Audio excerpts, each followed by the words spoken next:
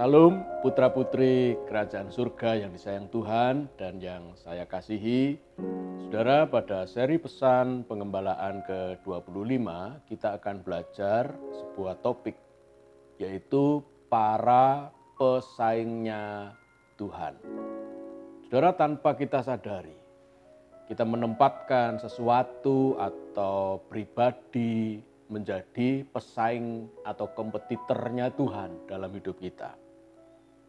Pesaing bisa dari faktor luar, berupa ilah-ilah, penyembahan nenek moyang, lalu juga dukun-dukun, paranormal, orang pinter, yang karena putus asa seseorang datang kepadanya padahal dia orang Kristen, saudara. Tetapi juga pesaingnya Tuhan bisa muncul dari dalam kita. Apa itu? Mungkin berupa rasa takut, rasa cemas, keakuan kita, kebanggaan kita. Lalu juga kemauan kita sendiri, ego kita, itu bisa menjadi pesaing-pesaingnya Tuhan. Nah, kita akan belajar dari Raja Daud di Mazmur pasal 16. Bagaimana Daud sangat perhatikan tentang keberadaan Tuhan dalam hidupnya. Mari kita baca Mazmur 16 ayat 1-6, lalu kita sambung ayat yang ke-11. Ayat 1 dari Mazmur 16. Miktam dari Daud. Jagalah aku ya Allah, sebab padamu aku berlindung. Aku berkata kepada Tuhan, Engkaulah Tuhanku, tidak ada yang baik bagiku selain Engkau. Orang-orang kudus yang ada di tanah ini, merekalah orang mulia yang selalu menjadi kesukaanku. Bertambah besar kesedihan orang-orang yang mengikuti Allah lain. Aku tidak akan ikut mempersembahkan korban curahan mereka yang dari darah. Juga tidak akan menyebut-nyebut nama mereka di bibirku. Ya Tuhan, Engkaulah bagian warisanku dan pialaku. Engkau sendirilah yang meneguhkan bagian yang diundikan kepadaku. Tali pengukur jatuh bagiku di tempat-tempat yang permai. Ya, milik pusakaku menyenangkan hatiku. Turun ke ayat 11. Engkau memberitahukan kepadaku jalan kehidupan. Di hadapanmu ada sukacita berlimpah-limpah. Di tangan kananmu ada nikmat senantiasa. Saudara yang dikasihi oleh Tuhan, kita belajar bahwa Mazmur pasal 16 adalah miktam dari Daud. Hanya ada 6 miktam di seluruh di seluruh pasal di kitab Mazmur ini. Jadi dari Mazmur 16 56 sampai 60. Itulah miktam-miktam ciptaan Daud. Apa sih miktam itu, saudara? Miktam adalah sebuah nyanyian pujian. Kebanyakan miktam berisi nyanyian yang menyayat hati, sedih karena membongkar seluruh perasaan kesedihan daripada Daud. Tetapi juga ada yang mengandung kekhidmatan seperti Mazmur 16 ini, saudara. Karena dari bahasa Yunaninya, miktam adalah bahasa Ibrani, diterjemahkan ke bahasa Yunani adalah didomi. Didomi artinya memberikan sesuatu kepada Tuhan, karena itu adalah haknya Tuhan. Bukan hanya memberikan sesuatu, tetapi bisa memberikan seseorang seperti Ibu Hana yang memberikan Samuel kepada Tuhan. Dan berkata, Tuhan, ini aku minta daripadamu. Dan ku persembahkan kepadamu untuk menjadi milikmu, menjadi hambamu bagi Tuhan selama-lamanya. Itu juga sebuah didomi. Memberi kepada Tuhan seseorang untuk menjadi milik Tuhan dan Tuhan menjadi penguasa dalam hidupnya. Nah, rupa-rupanya inilah miktam di Mazmur pasal 16. Yaitu Daud memberi bukan barang, bukan sesuatu, tetapi memberi dirinya sendiri kepada Tuhan untuk dimiliki oleh Tuhan dan dikuasai sepenuhnya oleh Tuhan. Oleh karena itu, saudara, di ayat yang kedua kita bisa membaca pengakuan Daud dari miktam ini bahwa dia memberi dirinya sepenuhnya kepada Tuhan. Aku berkata kepada Tuhan, Engkaulah Tuhanku, you are my Lord. Engkaulah penguasa, Engkaulah my master, Tuanku. Tidak ada yang baik bagiku selain Engkau. Jadi dalam hidup Daud, dia memberikan pujian miktam, maksudnya adalah dia menjadikan Tuhan segala-galanya. Tidak ada yang baik bagiku selain daripada Engkau. Dengan kata lain sesuai dengan pesan penggembalaan hari ini. Tuhan, Engkaulah Tuanku, penguasa hidupku. Kepadamu kuserahkan hidupku menjadi milikmu.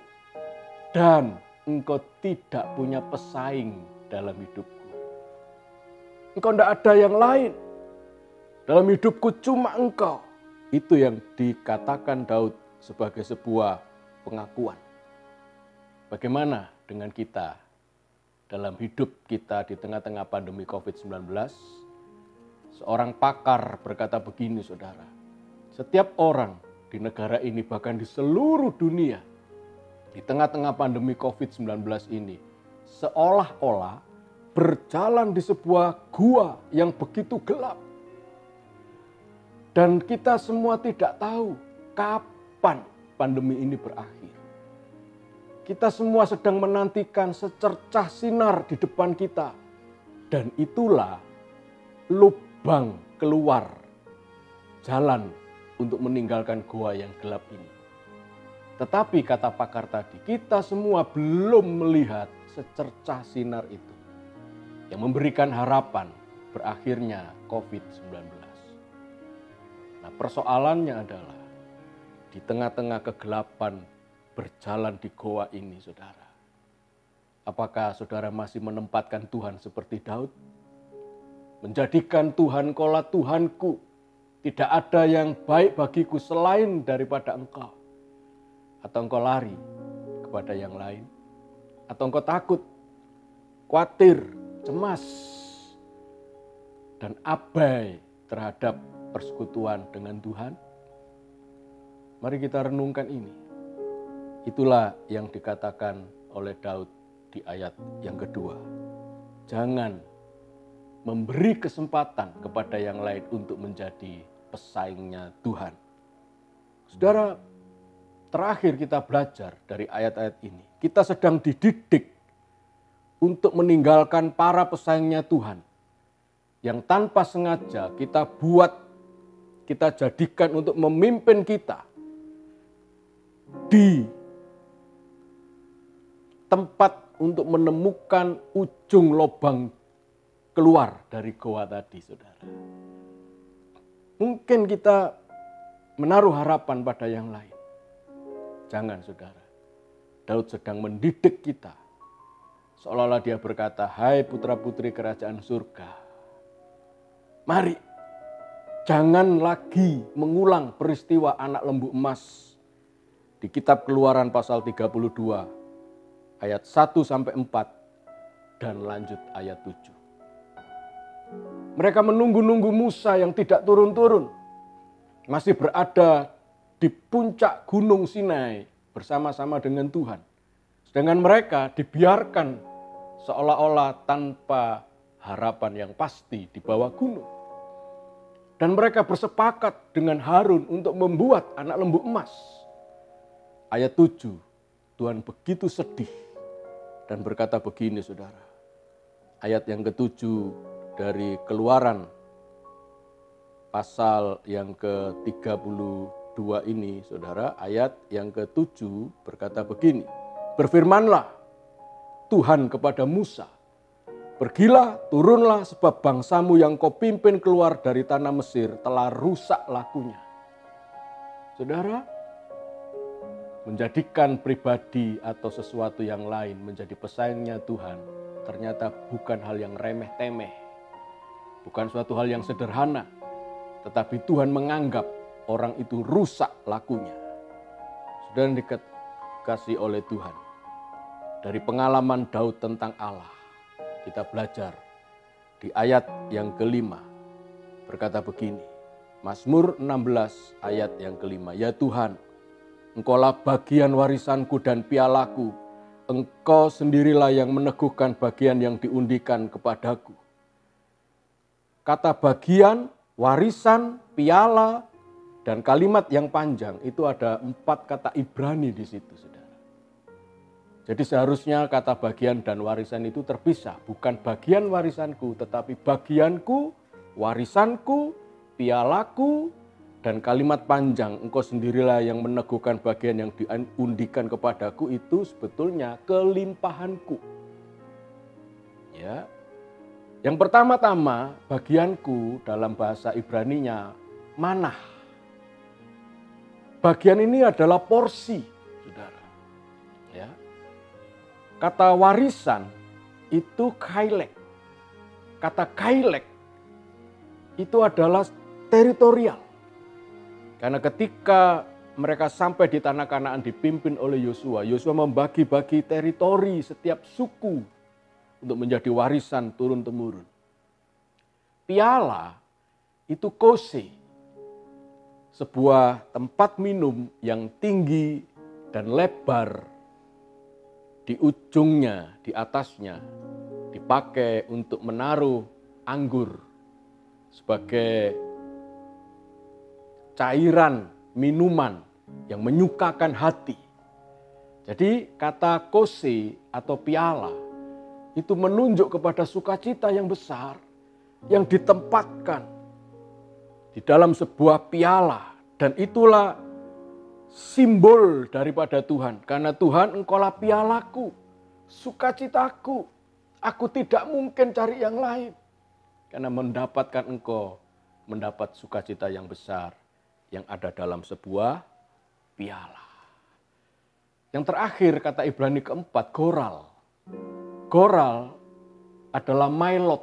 Mailot itu adalah kelimpahanku. Tetapi sayang, terjemahan LAI terlalu panjang. Bahwa Tuhan, Engkau sendiri meneguhkan bagian yang diundi kepadaku. Tuhan, Engkaulah kelimpahanku. Mendapatkan Engkau, kata Daud dalam Mazmur 23. Tuhan adalah gembalaku, takkan kekurangan aku.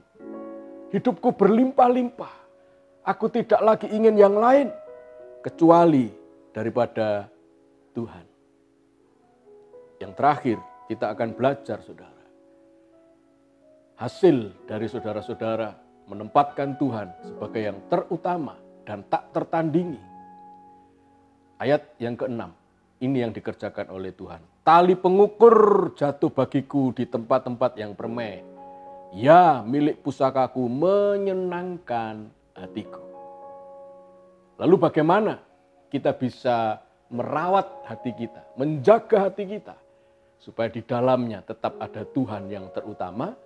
Ayat 11, sebagai penghujung dari miktam ini, Mazmur 16, dikatakan begini. Engkau memberitahukan kepadaku jalan kehidupan. Di hadapanmu, sebetulnya bukan di hadapanmu, tapi di wajahmu. Karena kata di hadapan Tuhan, di hadapanmu itu dalam bahasa aslinya panim. Panim itu wajah, saudara. Di wajahmu Tuhan ada sukacita berlimpah-limpah dan di tangan kananmu ada nikmat senantiasa.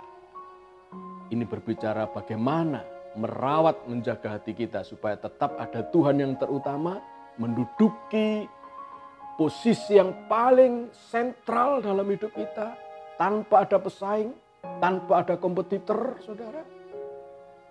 Kita harus punya persekutuan yang intim dengan Tuhan, di mana saudara dan saya boleh menikmati wajah Tuhan setiap saat, setiap waktu, dan minta dituntun dengan tangan kanan Tuhan yang mendatangkan nikmat senantiasa. Saya akan menutup pesan pengembalaan ini dengan sebuah kisah hidup dari John D. Rockefeller. Siapa John D. Rockefeller ini? Dia adalah orang paling kaya di Amerika.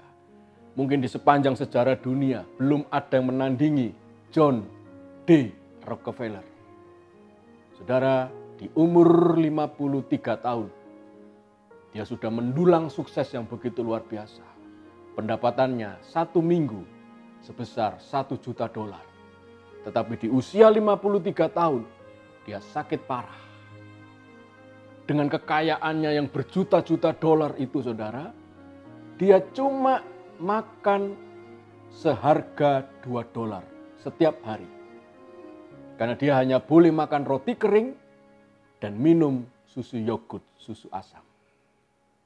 Tetapi untung dia sadar bahwa pesaing daripada Tuhan yang berupa harta kekayaan yang selama ini dikejar-kejar, dalam pikirannya cuma ada uang, uang, uang. Itu kesaksiannya dia, saudara. Seolah-olah dia menjadikan uang itu pesaingnya Tuhan yang harus dia kejar, dia raih. Dia jadikan yang utama dalam hidupnya, dalam hatinya. Dia sadar, dia bertobat, dia terima Tuhan Yesus. Dan dia persembahkan asetnya sebesar $600 juta untuk pekerjaan Tuhan. Untuk gereja, yayasan-yayasan misi, sekolah-sekolah.